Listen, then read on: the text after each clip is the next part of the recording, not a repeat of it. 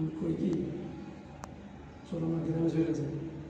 জিসা যদি জানে যে ওর কোনো আমাকে প্রমাণ করে বাইর করে দিছে, ঘরে অশান্তি করবো। না না, এমনি যদি জায়গা জিসা যদি আম করে না পায় তাহলে বড় লোকেরও বেশি অশান্তি করবে।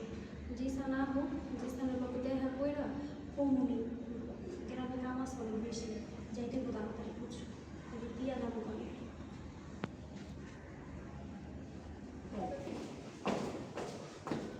কি ব্যাপার ভাইয়া ভাবি, তোমরা বাসায় না গিয়ে এখানে বসে আছো কেন? তুই আইসা জিসান তোর লেগে বই আসছিলাম, ওই ডেরা বেড়ে নামাই দিয়ে গেল।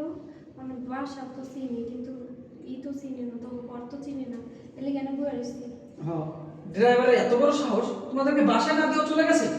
ওর খবর আছে। আরে ড্রাইভারের দোষ নেই তো, আমরাই কইছি আমরা যাইতে পারবো না।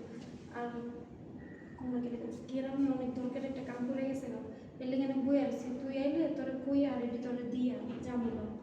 খরে ভাই জরুরি একটা কাজ করে গেছে গ্রামে, তোর ভাবিরা আমার যাইতেই হইব।